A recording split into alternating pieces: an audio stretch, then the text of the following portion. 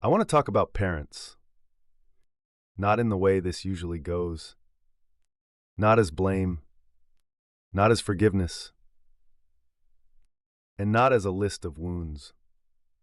I want to talk about how we misunderstand our parents, how they misunderstood us, and why so many adult relationships stay stuck even when everyone involved genuinely cares. And I want to be clear up front, this is not a video that excuses harm. It's a video that tries to tell the truth without flattening it. Because one of the biggest mistakes we make is treating all parental harm as the same thing. When we do that, we either minimize real damage or we turn every struggle into a moral failure. Neither of those helps anyone. So let's start here. Most of us grow up realizing at some point that our parents weren't perfect. That's almost universal. But the moment we reach adulthood, we tend to make a quiet shift that we don't notice. We start judging our parents as if they were finished adults, as if they had access to the emotional language, cultural awareness, psychological insight, and self-knowledge that we have now, as if they were operating with clarity rather than momentum. But that's not how time works. Your parents met you at whatever stage of development they were actually in, not the stage you imagine now. They didn't meet you as reflective elders. They met you as people still forming, and when you arrived, you weren't just a child. You were a responsibility that didn't come with instructions, a source of meaning they didn't fully understand yet, a pressure they couldn't put down, a mirror that reflected parts of themselves they hadn't faced. That doesn't excuse harm, but it does reintroduce reality. There are different kinds of parental impact, and pretending there aren't does real damage. So I want to name 3 broad categories. These are not boxes meant to trap people. They're lenses meant to clarify patterns. Most families contain a mix, but usually one pattern dominates. The first category is what I'll call the constrained parent. These are parents who operated under real limitations. Emotional limits, financial limits, educational limits, cultural limits, psychological limits. They may have caused pain. They may have created struggle. They may have missed things that mattered deeply. But the defining feature here is this: their actions came from limitation, not domination. Pain exists in this category, but failure is the wrong word. Struggle does not mean neglect. Constraint does not mean indifference.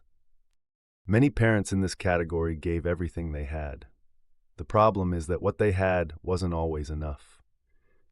That doesn't turn them into villains.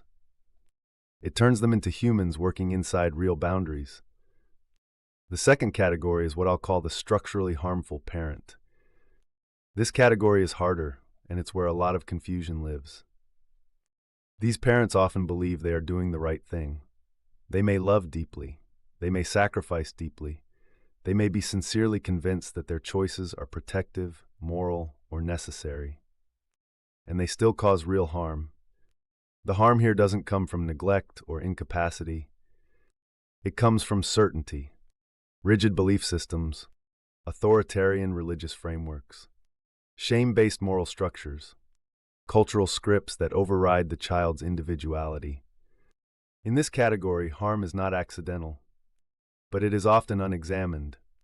And this is a critical distinction. Intent is not the same as impact.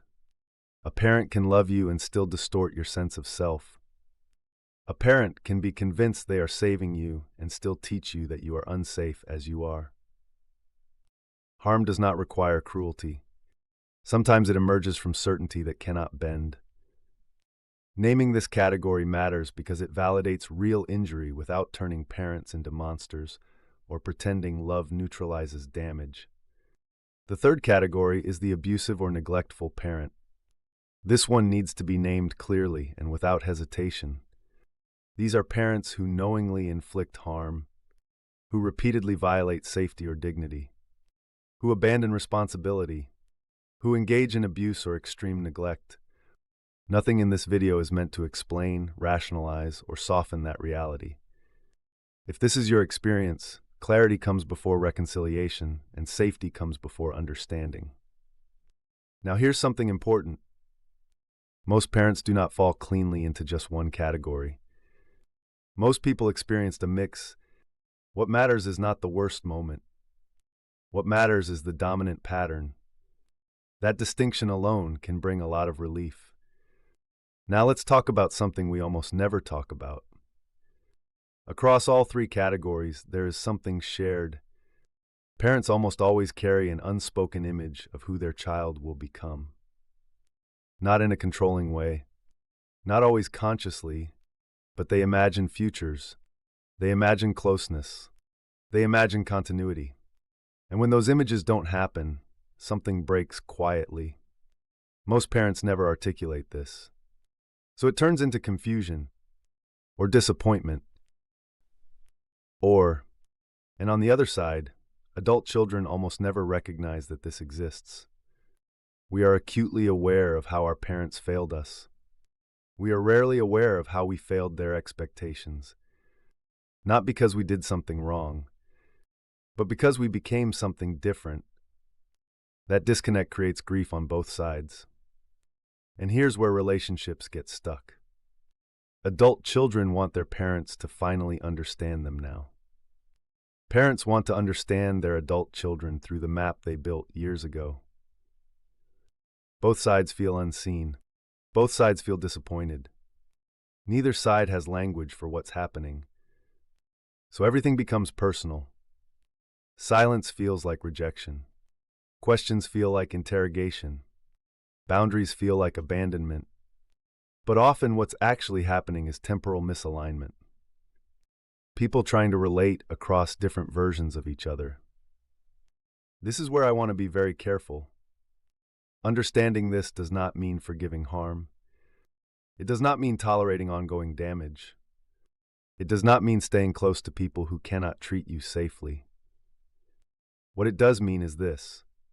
When you understand the structure of the relationship, you get to choose how to engage instead of endlessly reacting. You stop asking for recognition from places that cannot give it. You stop explaining yourself to people who are defending an identity they can't release yet. You stop interpreting every misstep as malice. And you also stop pretending your parents don't have inner lives of their own. Here's the part that's uncomfortable. If you are honest, and if you're a parent or plan to be one, you already know this. You carry images too. You carry expectations. You imagine futures for people you love. And one day, some of those images won't happen. That doesn't make you bad. It makes you human. So the work isn't to erase disappointment. The work is to recognize it before it turns into harm. And for adult children, the work is this. You don't need to decide whether your parents were good or bad. You need to decide how close you can be to who they actually are. That's agency. Some relationships will deepen. Some will stabilize at a distance. Some will end. But clarity beats resentment every time. So if you take one thing from this, let it be this. When you think about your parents, don't ask only what they did wrong. Ask who they were when you arrived. Ask what limits they were working under. Ask what beliefs shaped them. Ask what images they carried that never came true. Not to excuse harm, not to rewrite history, but to see the terrain clearly. Because when you see the terrain clearly, you can stop fighting the past and start choosing how you move forward. That's not forgiveness. That's orientation.